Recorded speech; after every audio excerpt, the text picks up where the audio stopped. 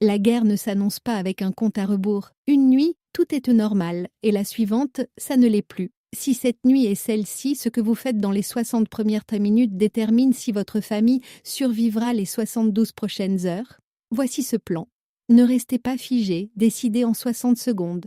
La chose la plus dangereuse que vous puissiez faire lorsque le conflit atteint votre ville est de ne rien faire.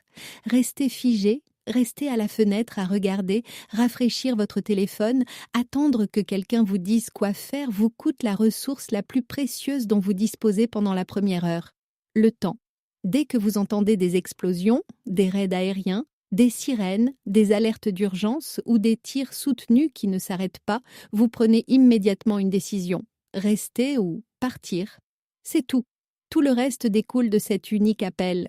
Si vous êtes à moins de 16 km d'une installation militaire, d'un bâtiment gouvernemental, d'une centrale électrique ou d'un centre-ville, vous partez. Si vous êtes dans une zone rurale, une banlieue ou une structure renforcée, vous vous abritez. Choisissez l'une, engagez-vous. L'hésitation entre les deux options tue plus de civils que l'un ou l'autre choix. Supprimez votre empreinte numérique, cela semblera contre-intuitif. Quand le danger frappe, l'instinct vous dit de prendre votre téléphone et de commencer à diffuser. Appeler des gens, poster, faire des directs. Faites l'opposé. Dans les zones de conflit actifs, les réseaux cellulaires deviennent des infrastructures de surveillance. Les services de localisation, les appels actifs et l'utilisation des données peuvent être suivis et triangulés. Désactivez immédiatement les services de localisation. Si vous devez communiquer, faites-le rapidement.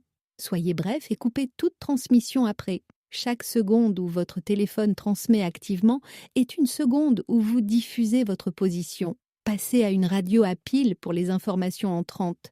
C'est votre nouveau fil d'actualité. Elle ne peut pas être brouillée aussi facilement. Elle ne vide pas une batterie dont vous avez besoin pour d'autres choses et elle n'expose pas votre position. Si vous n'en possédez pas encore une, notez-le après cette vidéo. L'eau est votre première priorité, pas les armes, pas la nourriture. L'eau, voici pourquoi. La nourriture vous donne des semaines, l'eau vous donne 3 jours. Et dans un scénario de conflit actif, les systèmes d'eau municipaux sont parmi les premières infrastructures à être perturbés, que ce soit par ciblage direct, panne de courant des stations de pompage ou contamination. Dès que vous avez pris votre décision de rester ou de partir, remplissez tout ce que vous avez avec de l'eau du robinet. Baignoire, casserole, seau, bouteille, tout ce qui peut contenir du liquide. Une baignoire standard contient environ 300 litres. C'est 40 jours d'eau potable pour 2 personnes au seuil de survie minimum. Faites cela avant de faire vos bagages. Faites cela avant de manger. Faites cela avant de faire presque toute autre chose. L'infrastructure d'eau tombe en panne rapidement et sans avertissement. La fenêtre pour la collecter peut être de 10 minutes, elle peut être de 2. Utilisez-la. Prenez le sac, pas les affaires. Si vous partez, vous n'avez qu'une seule tâche. Prenez le sac préemballé et sortez. C'est pourquoi chaque expert en préparation insiste si fortement sur le sac d'évacuation. Car quand le moment arrive réellement, votre cerveau ne fonctionne pas à pleine capacité. Les hormones de stress rétrécissent votre pensée. Vous oublierez des choses. Vous prendrez les mauvaises choses. Vous perdrez 10 minutes à chercher des chaussures. Un sac de survie de 72 heures approprié contient déjà un filtre à eau, 3 jours de nourriture, une trousse de premiers secours, une radio, de l'argent en petites coupures, des copies de documents importants, un multi-outils et un chargeur de téléphone. Il est près de la porte. Vous le prenez et vous partez. C'est tout le protocole. Si vous n'avez pas de sac préemballé, ne passez pas plus de 8 minutes à prendre l'essentiel dans cet ordre exact.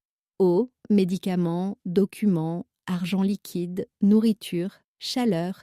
Laissez tout le reste. Les possessions sont remplaçables. Les 8 minutes que vous perdez à prendre un ordinateur portable sont 8 minutes où vous êtes toujours dans un endroit dangereux. Restez en dehors des routes principales. Si vous évacuez, toutes les autres personnes de votre ville ont le même instinct que vous. Monter sur l'autoroute et partir, ce qui signifie que l'autoroute devient un parking dans les 20 heures minutes suivant un incident majeur. Et un parking plein de civils pendant un conflit actif est l'un des endroits les plus dangereux où vous pouvez vous trouver. Avant que cette nuit n'arrive, vous avez besoin de 3 itinéraires de sortie préplanifiés de votre ville qui évitent les grandes autoroutes. Routes secondaires, routes industrielles, routes longeant les voies ferrées. Étudiez-les sur une carte papier, pas sur votre téléphone, et mémorisez au moins les 15 premières minutes de chaque itinéraire. Lorsque les routes sont bloquées, paniquées ou sous surveillance, la personne avec une carte papier et un itinéraire secondaire pré-planifié avance quand tout le monde est immobile. Si le trafic est déjà bloqué et que vous n'êtes pas encore en danger immédiat, rester dans une structure solide est presque toujours plus sûr que d'être assis dans une voiture sur une route ouverte. Sécurisez votre position d'abri. Que vous restiez chez vous ou que vous vous abritiez dans un autre bâtiment, vous devez établir une position intérieure défendable. Il ne s'agit pas d'armes, il s'agit de physique. Mettez autant de masse structurelle que possible entre vous et le monde extérieur. La salle de bain intérieure au plus bas étage est l'une des pièces les plus sûres dans la plupart des structures résidentielles. Pas de fenêtres extérieures, entourées de plusieurs côtés par des murs et des tuyaux, et suffisamment petites pour que le plafond ait un support substantiel. En cas de surpression, d'explosion, d'éclat ou de débris, cette pièce vous maintient en vie quand d'autres ne le font pas. Fermez tous les rideaux ou stores pour éviter que le verre ne devienne des éclats. Éloignez-vous des murs extérieurs porteurs, restez bas. Maintenez les enfants et les membres âgés de la famille dans la position intérieure la plus protégée. Et gardez-les-y. Établissez un protocole de communication. L'une des choses les plus psychologiquement dommageables qui arrivent aux familles en situation de conflit est la séparation sans communication.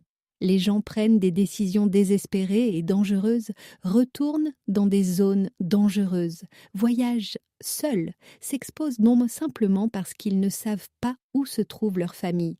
Vous avez besoin d'un point de ralliement préétabli et d'une fenêtre de communication préétablie. Un point de ralliement est un lieu physique spécifique où votre famille sait se rendre si le contact est perdu. Pas la maison de grand-mère, mais une adresse ou un repère spécifique convenu à l'avance. Une fenêtre de communication est une heure fixe, par exemple 8h et 20h, où chacun tente de communiquer simultanément, économisant la batterie et réduisant le temps de transmission. Envoyez des SMS avant d'appeler. Les SMS circulent mieux sur les réseaux encombrés que les appels vocaux.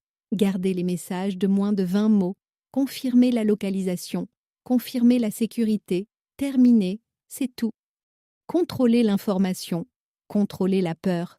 Au bout de 45 minutes, si vous avez suivi ce protocole, vous êtes abrité. Vous avez de l'eau, vous avez votre sac, votre famille a un plan, et vous surveillez les diffusions officielles. Maintenant vient la partie la plus difficile, l'attente. Dans le vide informationnel du début d'un conflit, les rumeurs se propagent non plus vite que les faits. Les voisins, les réseaux sociaux, les discussions de groupe, tous seront pleins d'informations non vérifiées, souvent catastrophiquement fausses. Les gens affirmeront des choses qui ne sont pas vraies. La panique se propagera à travers les réseaux plus vite que tout danger physique. Votre travail est de ne pas y participer. Limitez votre consommation d'informations aux seules diffusions d'urgence officielles.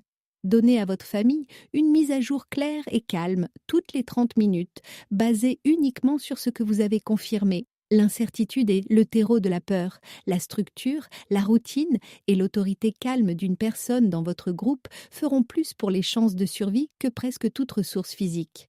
La première heure est gagnée ou perdue dans l'esprit avant d'être gagnée ou perdue dans la rue. 8 étapes, 1 heure. La plupart des gens ne prendront jamais 20 minutes pour se préparer à ce scénario. Et ce sont exactement les personnes qui se figent lorsque cela devient réel. Vous venez de faire ce qu'ils ne feront pas. Partagez ceci avec quelqu'un qui en a besoin. Et si vous voulez la liste complète de survie en temps de guerre de 72 heures, tout ce que j'aurai préparé et mis en place avant ce soir, c'est dans la prochaine vidéo. Elle est déjà en ligne. Et restez prêts. Si ce protocole de survie a changé votre façon d'aborder la préparation aux situations d'urgence, veuillez vous abonner et aimer la chaîne. Nous découvrons les stratégies vitales que d'autres pourraient essayer d'ignorer. Sécurisez votre avenir. Le prochain guide essentiel sera bientôt révélé.